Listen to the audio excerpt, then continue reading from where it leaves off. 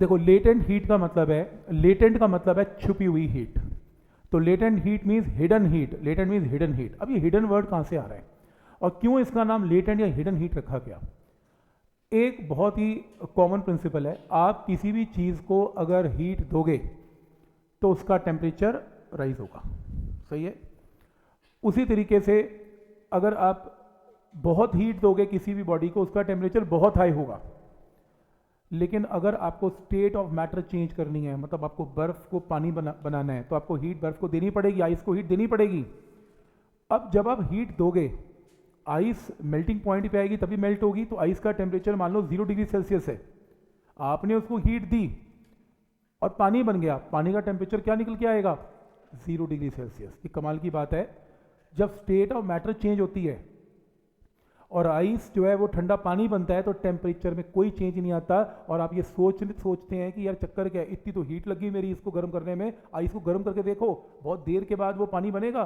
तो बहुत हीट देनी पड़ती है स्टेट ऑफ मैटर चेंज करने के लिए, और मेरी तो हीट बहुत लग गई, लेकिन टेम्परेचर तो 0.1 डिग्री सेल्सियस भी राइज नहीं हुआ। तो हीट कहाँ गई? लग रहा है छुप गई, तो वो वाटर बनाने में यूज हो गई। अब ये जो हीट है आपको दिख नहीं रही इन इंक्रीज इन टेम्परेचर की फॉर्म में, इसलिए इसका नाम क्या है? Hidden heat, latent heat. Clear है? तो ये आपकी लेटेंट हीट है। तो amount of heat required to change the state of unit mass of substance at constant temperature and pressure is called latent heat. तुमने प्रेशर नहीं चेंज करना और तुमने टेम्परेचर भी चेंज नहीं करना।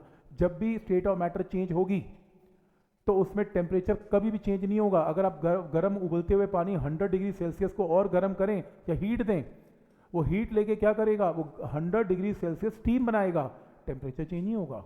लेकिन आपकी बहुत हीट लग जाएगी उसको पानी को स्टीम बनाने के लिए, वो जो बहुत हीट लगी उसका नाम है लेटेंट हीट। क्या ये पॉइंट यहां तक क्लियर है? उसे बोलते हैं latent heat.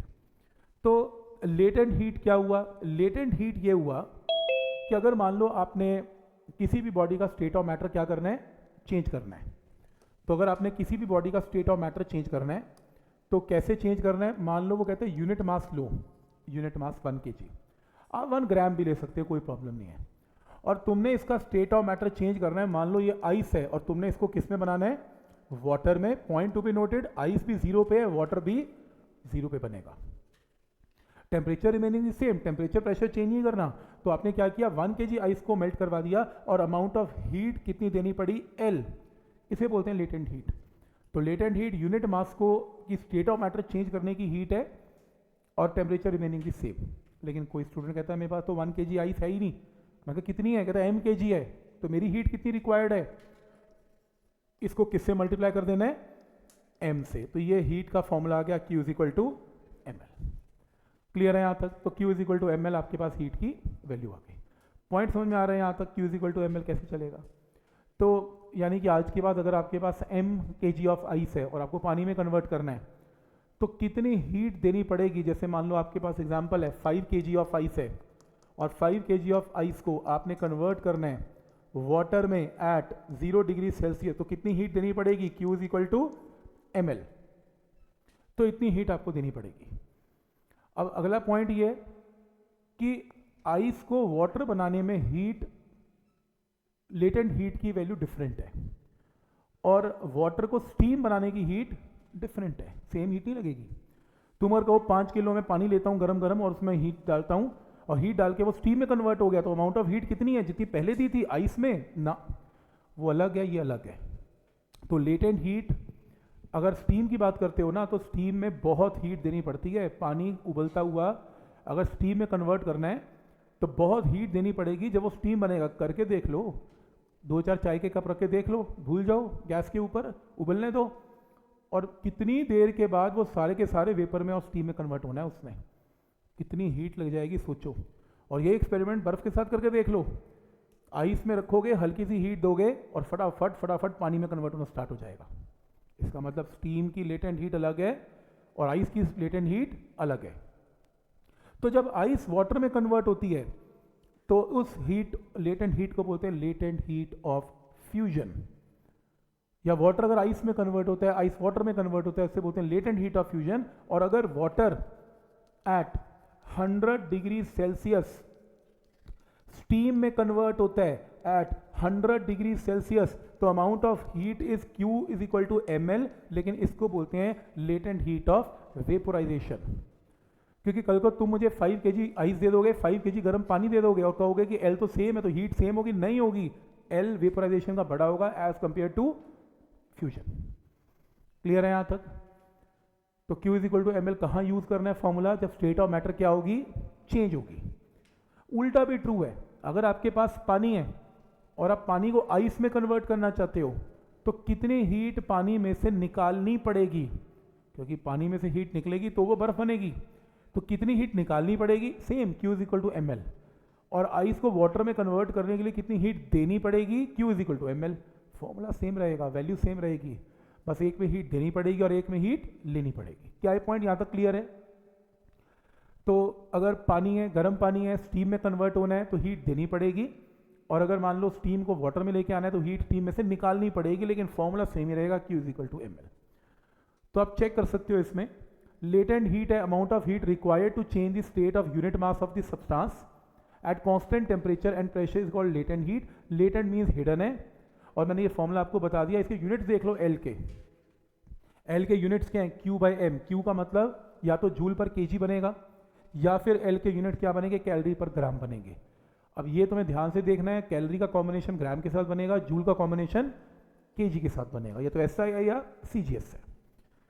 Latent heat of fusion बता दिया, amount of heat required to change the state of unit mass of the substance from solid to liquid. Solid से लिक्विड में कन्वर्ट करना है, यूनिट मास ऑफ सब्सटेंस को, state of matter change करना है, उसके क्या बोलते हैं? लेटेंट हीट ऑफ फ्यूजन या लेटेंट हीट ऑफ मेल्टिंग। क्योंकि ये प्रोसेस कब होगा? जब उसका मेल्टिंग पॉइंट रीच होगा, और मेल्टिंग पॉइंट क्या होता है? 0 डिग्री सेल्सियस आइस का। और उसी तरीके से लेटेंट हीट ऑफ वेपोराइजेशन क्या है?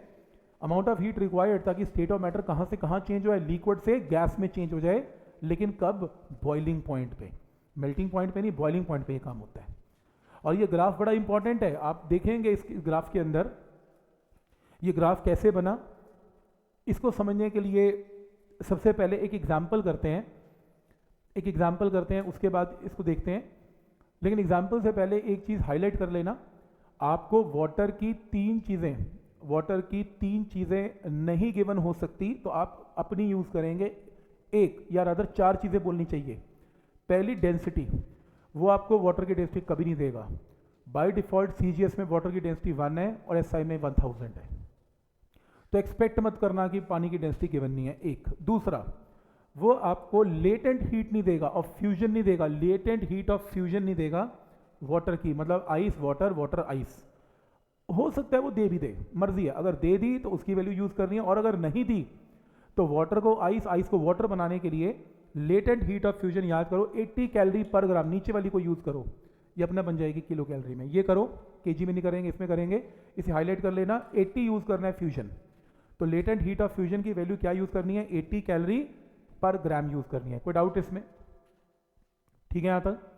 नेक्स्ट है, अगर स्टीम वाटर की लेटेंट हीट ऑफ वेपोराइजेशन चाहिए तो वेपोराइजेशन की वैल्यू 540 कैलोरी पर ग्राम, इसे हाईलाइट कर लें, या तो 540 या 80, मतलब अगर नहीं गिवन होगी तो ये दो वैल्यूज याद करनी पड़ेगी। तो एक पानी की डेंसिटी याद करनी पड़ेगी, वाटर की लेटेंट हीट ऑफ फ्यूजन याद करनी पड़ेगी, वाटर की लेटेंट हीट ऑफ वेपोराइजेशन याद करनी पड़ेगी, और लास्ट, ये आपने केमिस्ट्री में भी किया हुआ है, इसको भी नोट कर लें, वाटर की स्पेसिफिक हीट, छोटा सी, बड़ा सी नहीं, छोटा सी, बोलो कितनी है?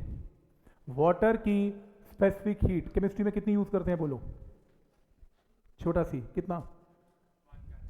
1 कैलोरी पर ग्राम, बिल्कुल सही, 1 कैलोरी पर ग्राम। तो यहां पर लिख लो 1 कैलोरी पर ग्राम पर डिग्री सेल्सियस। बहुत, और वैल्यू देखो कितनी सही आई है, जितनी डेंसिटी है उतनी स्पेसिफिक हीट है। मतलब मेरे को सच पूछो तो पानी का एक ही चीज़ याद है, वो है डेंसिटी और स्पेसिफिक हीट, क्योंकि 1 नहीं होती है, ठीक है। तो बाकी तो फिर भी दिमाग लगाना पड़ता है, लेकिन कई बार न्यूमेरिकल्स के अंदर कैलोरी नहीं यूज होता, आपने देखा होगा, जूल यूज होता है। तो क्या करेंगे? कैलोरी को जूल में कन्वर्ट करने के लिए 4.2 जूल पर केजी पर डिग्री सेल्सियस, तो सॉरी जूल पर ग्राम पर डिग्री सेल्सियस। कई बार केमिस्ट्री में 4.2 वैल्यू के साथ भी काम होता हुआ देखा होगा। और अगर नहीं देखा, वैसे मैं नॉर्मली ये यूज़ नहीं करता क्योंकि मैं जूल के साथ कभी भी ग्राम यूज़ करना पसंद नहीं करता, मेरे को खुद की कन्फ्यूजन हो जाती है। तो या तो जूल है फिर केजी कर लेता हूँ। केजी में करने के लिए जूल 10 की पावर -3, तो क्या बनेगा 4.2 10 की पावर 3 जूल पर केजी पर डिग्री सेल्सियस, और इसका मतलब क्या होता है 4200 जूल पर केजी पर डिग्री सेल्सियस। तो आज के बाद याद रखना, वाटर की स्पेसिफिक हीट या तो सीधा 1 यूज़ करेंगे कैलोरी पर ग्राम में, यूनिट्स याद करना कैलोरी पर ग्राम में, और एसआई में सीधा 4200 यूज़ करेंगे जूल पर केजी। बात खत्म, क्लियर है। तो या तो आप देखेंगे बुक्स के अंदर भी देखेंगे या तो 4200 यूज़ हो रहा होगा या 1 यूज़ हो रहा होगा, ठीक है। तो इसे आप नोट कर लें एक बार, क्योंकि क्वेश्चन ज़्यादातर वाटर पे आते हैं। क्या ये पॉइंट यहाँ तक क्लियर है?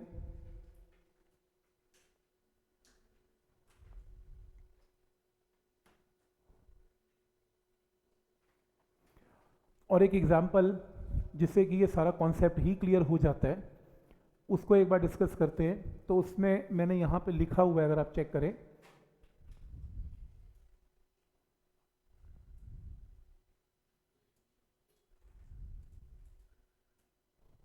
ठीक है।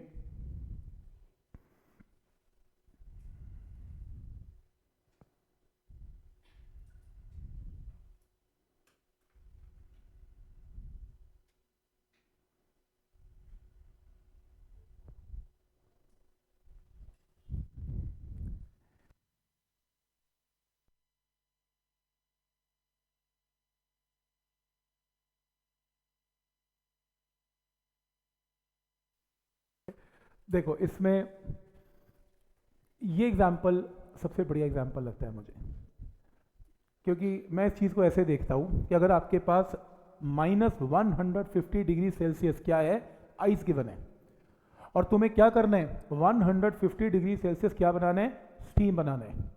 अब आपको बहुत हीट देनी पड़ेगी। शुरू करें।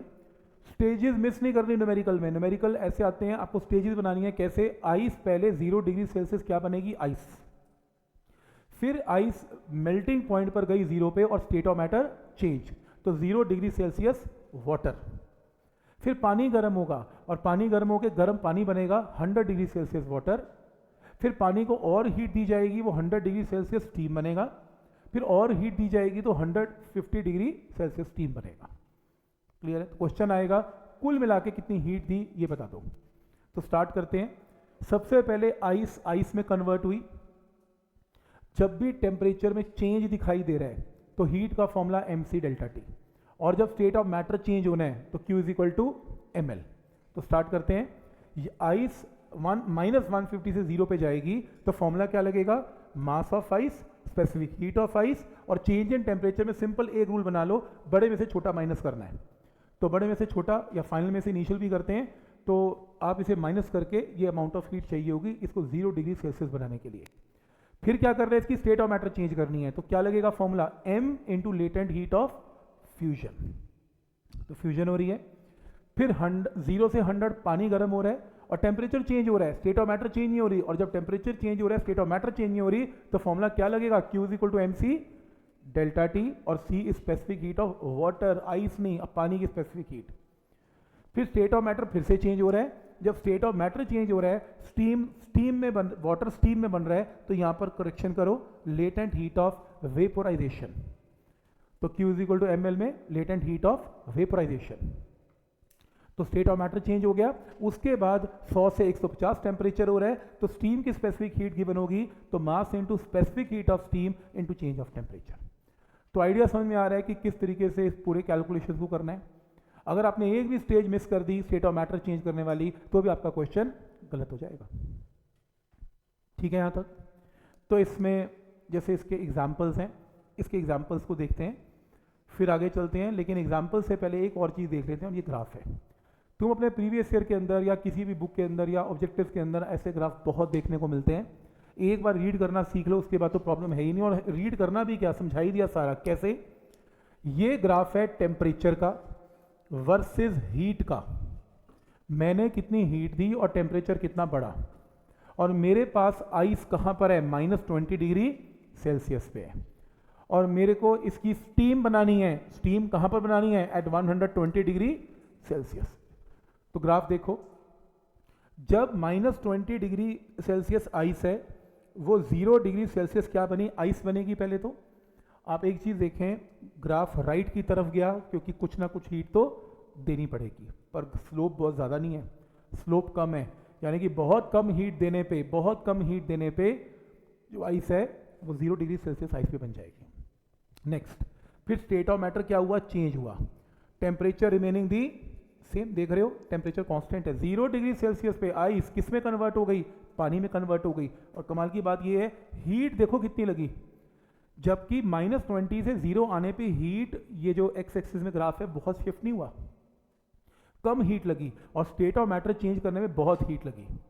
फिर 0 डिग्री सेल्सियस को पानी को उबालना है 100 डिग्री सेल्सियस पे, तो आपकी यहाँ पर टेम्परेचर काफ़ी बढ़ा, लेकिन आप देखें हीट रिक्वायरमेंट बहुत ज़्यादा नहीं है, देख रहे हो हीट रिक्वायरमेंट ज़्यादा नहीं है, लेकिन पानी उबल रहा है, उसको स्टीम बनाना है। अब देखो हीट कितनी चाहिए, देखो ये देखो, ये एक्सेस देख रहे हो, और टेम्परेचर कांस्टेंट है 100।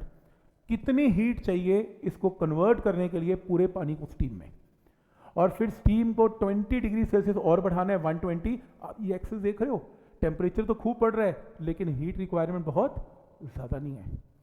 तो जब जब ये ग्राफ फ्लैट होगा, याद रखना ऑब्जेक्टिव में पूछेगा, इसका मतलब है कि स्टेट ऑफ मैटर क्या हो रही है, चेंज, कहीं ना कहीं स्टेट ऑफ मैटर चेंज है, तभी टेम्परेचर कांस्टेंट और ग्राफ फ्लैट है। पॉइंट समझ में आ रहा है कि ये ग्राफ फ्लैट क्या शो करता है, कोई डाउट है इसमें, ठीक है यहां तक। तो ये इसका ग्राफ है, इसके न्यूमेरिकल्स के ऊपर चलते हैं।